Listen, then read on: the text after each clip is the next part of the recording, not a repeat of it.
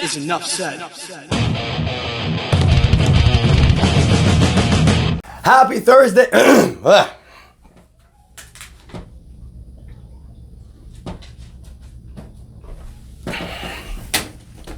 Happy Thursday, Heat Nation. Ernest here, back with another Miami Heat Talk video. Excited, you guys, because I have a few things I want to talk to you guys about today. A few good news. So before we move forward, don't forget to smash the like button, subscribe to the channel, because we pushing to 5,000 subscribers. Now, let's rock and roll on another Miami Heat Talk adventure, because boy, do I got a goodie for y'all today.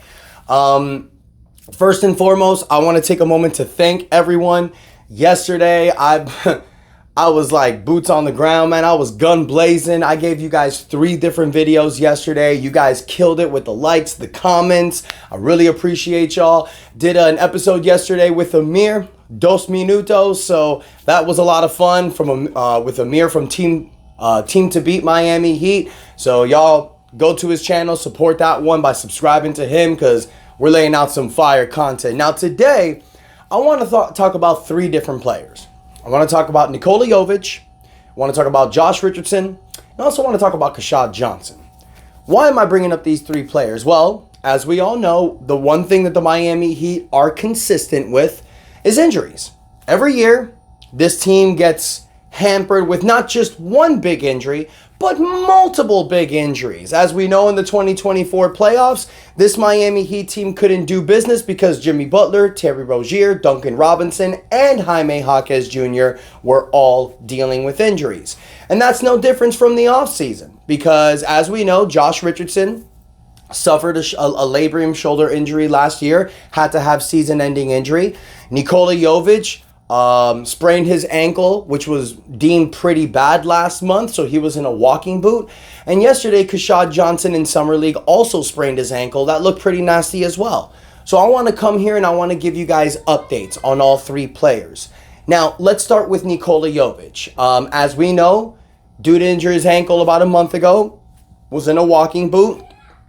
It was reported recently by Barry Jackson in the Miami Heat Herald that the injury has improved, and that the Miami Heat expects Nikola Jovic to be ready and available for the start of training camp on October 1st.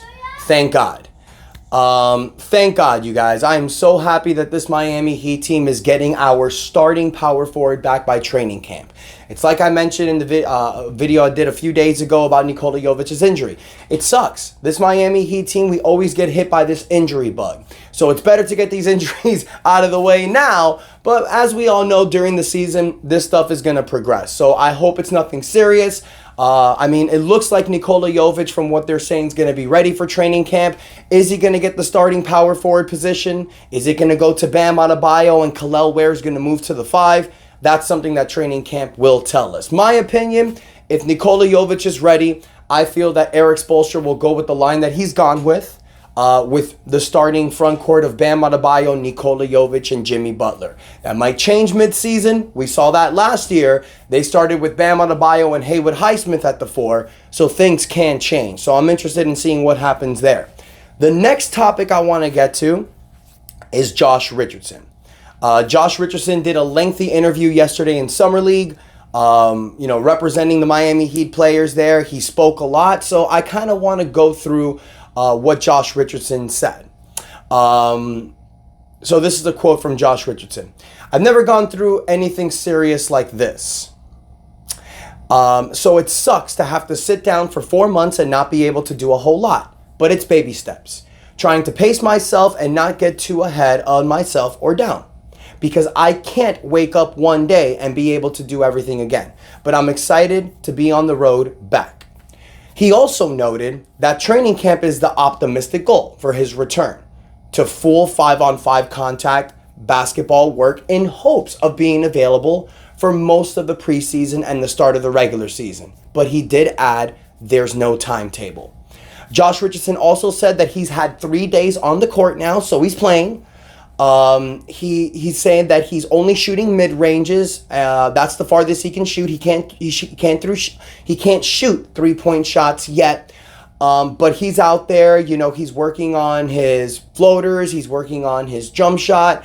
So that's a positive sign to look at as well. And then he ended with, nobody wants to play for the minimum, to be honest, when he was asked about playing on the minimum contract. But yeah, I had offers when I came back here for more, but it's kind of the crib. So it's one of those things where you're kind of like, what's important? End quote. Now, guys, I said this last year. I said it when he got injured. And I even said it again when he opted into the player option. Josh Richardson is a key piece on this team that you want. You saw it last year. When he was out there with guys like Jimmy Butler, Bam Adebayo defensively, he's a Swiss Army knife. We lost Caleb Martin. But we still have players like Jaime Jaquez, we got back Haywood Highsmith, and we have Josh Richardson. I thought Josh Richardson wasn't going to come back until midseason. But the fact that we got this news about Josh Richardson, this is incredible. If J-Rich is able to play, to come back during training camp, play a few preseason games, he's going to work his way into rotation. He may be a trade piece as well during midseason. So that is something we need to look at. Look, I don't want to trade Josh Richardson. Last year, he averaged 10 points a game off the bench, 3 rebounds, 3 assists. He's a great defender. He's a guy that you can plug against one of the best players on the other side of the team. He's still young at 31 years old. He still has quick feet. He knows this system. He's only making $3 million this year. I'm all for bringing Josh Richardson back, and I think he can actually help this team.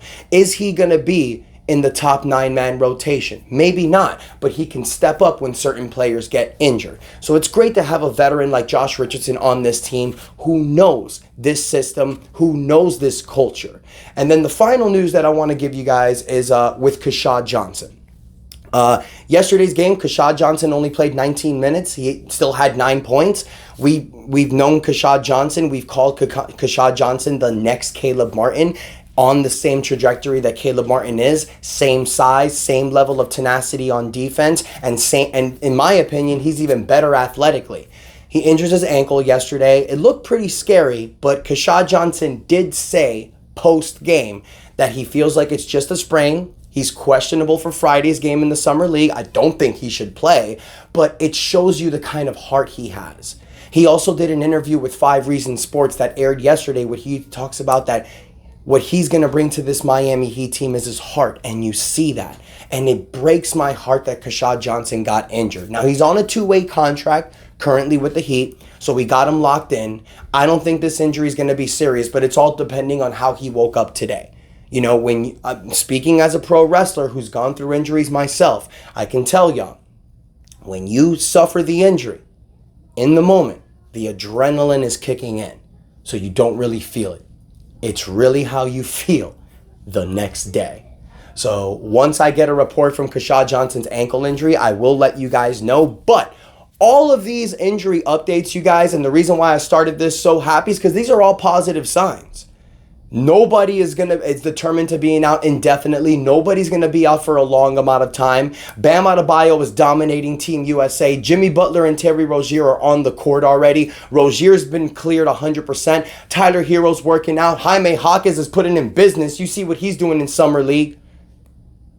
Duncan Robinson, I know, is going to come back with that elite level mind of shooting. This Miami Heat team on paper, ladies and gentlemen, fully healthy, in my opinion, can compete with the best in the East. You have Jimmy Butler, the best playoff performer. You have Bam Adebayo, who's becoming probably one of the best 2-way players in the NBA. He's still evolving. If Tyler Hero can know his role on this team, and Terry Rozier, with Tyler and Terry connecting with all these other players, this Miami Heat has a serious chance. It's just one thing holding us back, and it's been the same thing that's been holding us back for the last few years. Injuries. This Jimmy Butler build, this Jimmy and Bam Adebayo build has been predicated solely on injuries. 2020, Bam and Goran Dragic go down in the NBA Finals. 2021, I don't really count that because the Miami Heat were literally playing a month and a half after the season ended. They were gassed. All of the teams that were in the Western Conference Finals in the 2020 bubble, they lost the first round in 2021. So that tells you something. I don't count 2021. 2022, Tyler Hero and Kyle Lowry both get injured in the Eastern Finals. We know 2023, Jimmy Butler went down with the ankle injury. Victor Oladipo's out as well. Last year, Jimmy, Terry, Jaquez, Duncan, it's the same thing. Same thing every year. I just want 1 year. 1 year of full health. 1 year of this team. And you know what? If Jimmy plays 65 games, if Bam plays 65, the regular season, if you can just give me 65 to 70 games, and I'm talking about Jimmy, Bam, Terry, and Tyler. If they can all average 65 to 70 games, I think this Miami Heat team can do some damage. So I want to hear from you, Heat Nation. What do you think about these 3 injury updates? Do you think this is do you think this is, obviously it's great news, but do you think any of these guys are actually going to contribute? Do you think Kel'el Ware is going to start over Nikola Jovic? Do you think Josh Richardson is going to get a spot? And how do you guys feel that Keshad Johnson will do with this team during the regular season? Let me know in the comments what you think, you guys. Don't forget to like the video and subscribe to the channel as we push the 5,000 subscribers. Appreciate y'all. Enjoy your Thursday. And that is enough said. Yeah, buddy. Let's go.